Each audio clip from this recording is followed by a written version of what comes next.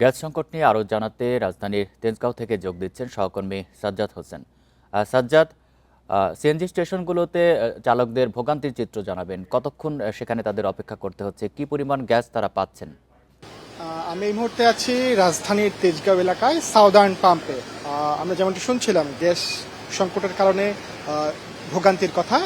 সকাল থেকে আমরা এখানে আছি এবং এখানে এসে বিভিন্ন যারা চালক আছেন গ্যাসের জন্য অপেক্ষা করছেন এবং সিএনজি স্টেশনের যারা কর্মচারী আছেন তাদের সাথে কথা বলেছি। তারা যেটি জানিয়েছেন, স্বাভাবিক প্রেশারের চাইতে গ্যাসের প্রেশার 40 থেকে 50% কিন্তু কম আছে। যেখানে 200 থাকে সেখানে আছে 150, বা 180 যেখানে থাকে সেখানে আছে 140। এই যে সংকট, এই যে গ্যাসের চাপ কম থাকায়, এই কম চাপের কারণে কিন্তু ভোগান্তিতে পড়েছে চালক এবং অনেক ক্ষেত্রে কিন্তু এই ভোগান্তি কিন্তু পড়েছে নগরবাসীর উপরেও। আমরা সকাল থেকে এই পাম্পে আছি এবং এখানে যারা চালক আছেন বেশ কয়েকজনের সাথে কথা বলেছি। তারা যেটি জানিয়েছেন, তারা ভোর 6টা থেকে অপেক্ষা করছেন এবং প্রায় গ্যাসের সিরিয়াল পেরিয়ে তাদের স্টেশন পর্যন্ত আসতে প্রায় 3 ঘন্টা সময়, 2.5 থেকে 3 ঘন্টা সময় লাগছে। এবং এই যে দীর্ঘক্ষণ তাদের এই অপেক্ষা, এটি কিন্তু ভোগান্তি বাড়িয়েছে এবং এই অপেক্ষার ফলে গ্যাসের জন্য যে সারিগুলো ছিল সেই সারিগুলো কিন্তু স্টেশন পেরিয়ে সড়কের অনেক দূর পর্যন্ত, প্রায় 1 কিলোমিটার পর্যন্ত কিন্তু চলে গিয়েছে। এবং তারা এসেও সিএনজি স্টেশন পর্যন্ত এসেও কিন্তু স্বস্তির নিঃশ্বাস ফেলতে পারছেন না।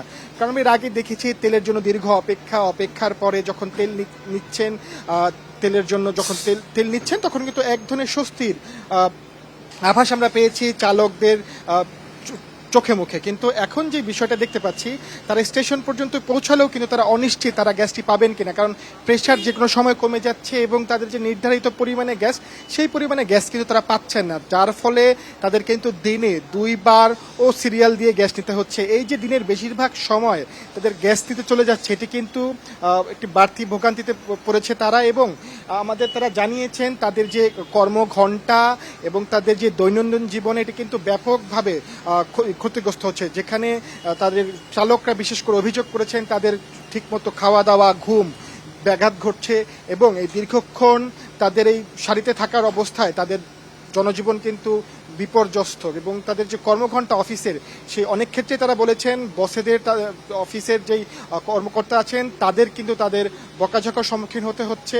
এবং গ্যাস নিয়ে যখন তারা যাচ্ছে তারা ঠিকমতো ঘুমাতে পারছেন না, কারণ ভোর থেকে এক ধরনের মানসিক চাপের মধ্যে তারা থাকেন যে গ্যাসের জন্য সিরিয়াল দিতে হবেন এবং সিরিয়াল শেষে যে তারা গ্যাস পাবেন কিনা সেটিও কিন্তু অনিশ্চিত। বিশেষ করে অফিসগামী যারা আছেন তারা এবং শিক্ষার্থীরাও কিন্তু এই সংকটের যেই তাদেরও কিন্তু এই বিরূপ প্রভাব তাদের উপর পড়েছে।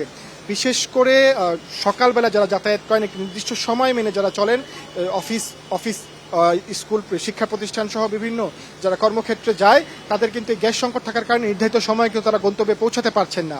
এবং একটি বিষয় বলে রাখি, গ্যাস সংকটের কারণে কিন্তু এর প্রভাব কিন্তু পড়েছে তেলের সারিগুলোতেও। কারণ অনেকে গ্যাস না থাকায় তারা কিন্তু তেলের লাইনে কিন্তু তারা যে তেল নিচ্ছেন, কারণ কোনোভাবেই তারা চাচ্ছেন তাদের গন্তব্যে যেতে, যার ফলে তেলেরও সারিটা কিন্তু অনেকটা দীর্ঘ হয়েছে এবং অনেকেই গ্যাস না পেয়ে তেল নিচ্ছেন এবং প্রায় 2 থেকে 2.5 ঘন্টা পর তারা আসছেন এই সড়ক থেকে সিএনজি স্টেশনগুলোতে এবং তারা প্রায় কাঙ্ক্ষিত গ্যাসটি পরে নেওয়ার চেষ্টা করছেন। কিন্তু অনেক ক্ষেত্রেই গ্যাসের চাপ কম থাকায় এবং তাৎক্ষণিক হঠাৎ গ্যাসের চাপ কমে যাওয়ায় তারা কিন্তু যেই পরিমাণে গ্যাস নেওয়ার কথা থাকে 500-600 টাকার গ্যাসের পরিবর্তে তারা কিন্তু 200 থেকে 300 টাকা, প্রায় অর্ধেক গ্যাস কিন্তু তারা নিচ্ছেন।